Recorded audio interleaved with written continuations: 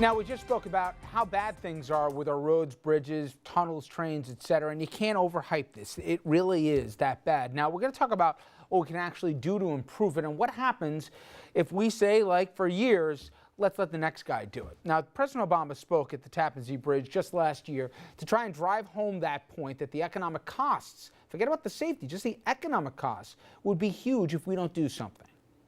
We could make the decision easier for businesses to locate here in the United States, here in New York State, if we do a better job rebuilding our roads, rebuilding our bridges, upgrading our ports, unclogging commute times. The alternative is to do nothing and watch businesses go to places that have outstanding infrastructure. And just yesterday, to drive the point home, both Mayor de Blasio and mayors from around the country, Republicans and Democrats alike, banded together to demand more federal money when it comes to transportation. Now, money for transportation is important, and we also have to deal with building infrastructure to prevent other issues, as we all remembered, from Sandy as well. And Pat, before I even get to the preventative measures, people forget, and I was educated on this from a lot of the Jersey lawmakers, that goods are coming from Canada, and they've got to get to other parts. But we are kind of a bottle point here, and if our transportation is not working, we become a choke point here, and it becomes inefficient. If there's a burden on transportation to get it from here, they're going to find other places to go to do this. Talk about, forgetting even the safety aspect, from an economic perspective, how important it is to be efficient, and if we're not efficient, what some of the consequences are. You know, that's a great question, because we looked for a long time. We've been doing a report card for many years. We didn't create the report card, by the way. It came out of a commission by Ronald Reagan. So this is not a party issue. Yep. But we said, well, so what? The grades are what they are. What's the economic impact? And we did an economic study of what would happen. And we found out the impact on jobs, which was, all infrastructure would be a loss of over 3 million jobs if we don't take that action. The impact on the GDP, the gross domestic product, would be $3.6 trillion. So these things are the impacts. Bottom line, the impact on our pocketbooks, $3,000 per family if we don't act. So it's about investment. If we fix these things, and it's one of the few things, by the way, tell me if I'm wrong, that it actually historically is shown it pays for itself if you do it, right? Exactly, and I think it was mentioned before about when we built the interstate, it improved the economy of the country.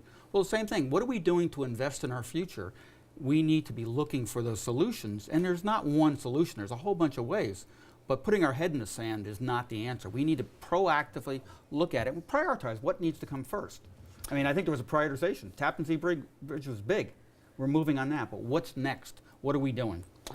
And for me, at least, you know, Dom, I remember after Sandy, right? We all said it's not if, but when the next big storm happens. I must have missed all these protective seawalls we talked about, all of this, you know, basically rezoning and thinking about what are the flood levels going to be continuous in these places. We can't keep building in these areas. You got to mandate that there's higher, you know, that properties have to be built at a certain height level above sea level, whatever the case may be. It hasn't happened, and it's not like, well, it hasn't happened anywhere. I can go to St. Petersburg in Russia, right? I can go to Holland. I can go to other places where they've acknowledged some of the new realities. They're doing something about it. We're going to forget about the toll and human cost. If that doesn't get you, I don't know what will. But does anyone need to be reminded what we had to go in our pockets for the last time this happened? I mean, that's the part that gets me. And Andrew was right. We're talking in the breaks. It worked for 3 or 4 weeks, and then people move on to something else. And it bothers me, at least. I wish we would pay attention to this issue. But I just say keep this in mind. We have politicians, elected officials, doesn't matter, Democrat, Republican, Independent, that are giving tax cuts to constituents and don't even have ways to pay for the tax cuts.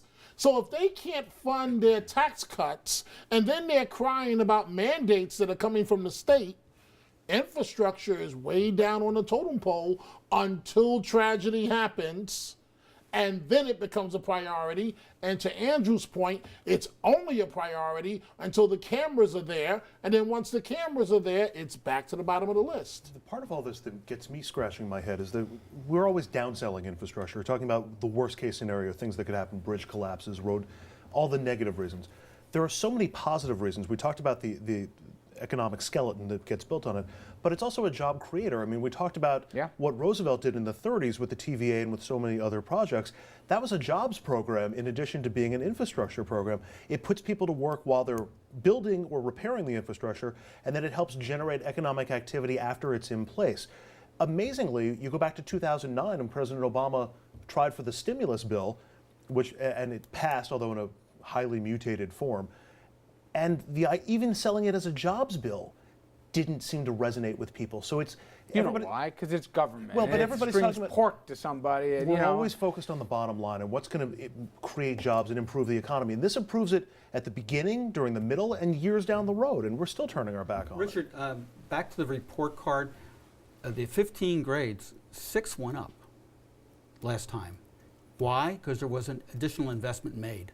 And it wasn't all federal money, it was state money that worked on bridges. The bridge rate improved. Rail improved because of private investment by the rail companies.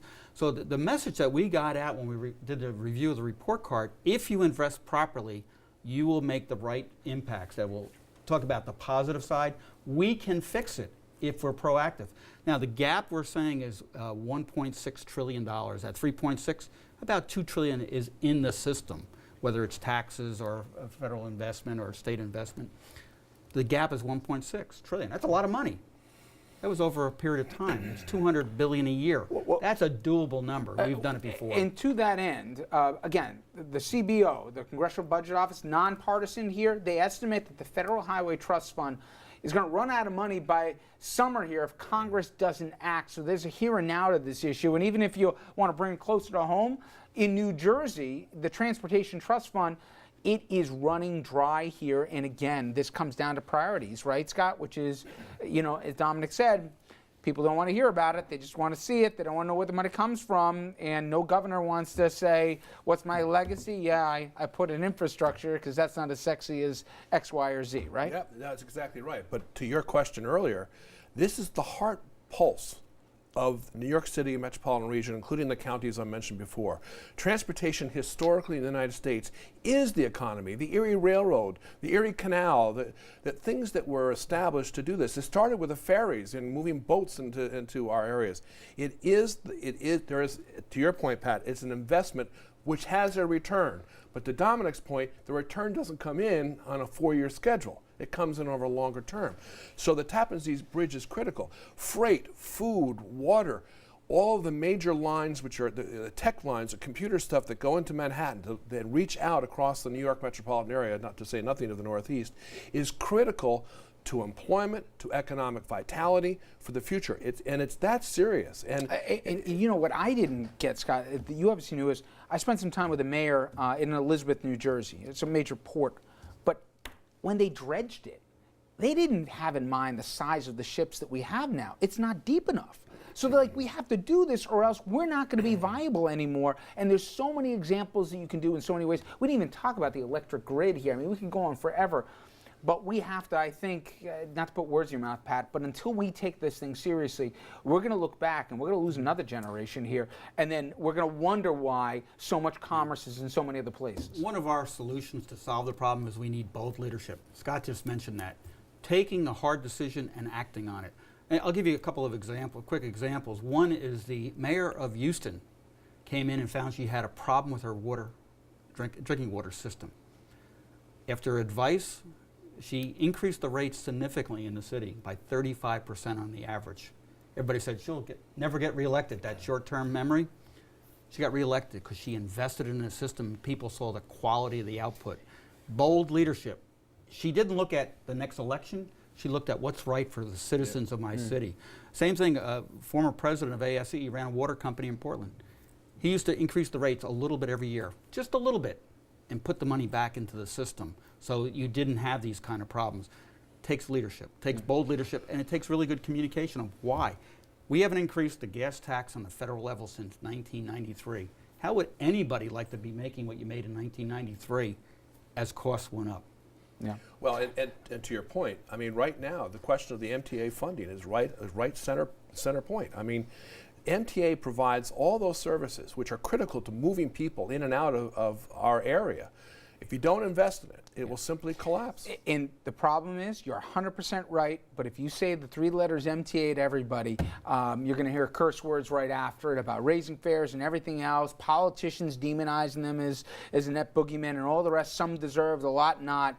And that's part of the problem with making government the enemy and everything. When you need government to do these big projects, the faith of the public isn't there to go along. But Pat, I appreciate it so much. Thank you. I really appreciate you coming on board. Now, when we come back, we will turn our attention to politics, the presidential variety, and take a closer look at 2 people here. Yes, not just those 2 people on the screen, specifically Hillary Clinton, her relationship with the current president, and also Ted Cruz here, and just how much he'd have to go into his pocket or find money in other people's pockets to be viable. You'd be shocked at the number. Stay with us.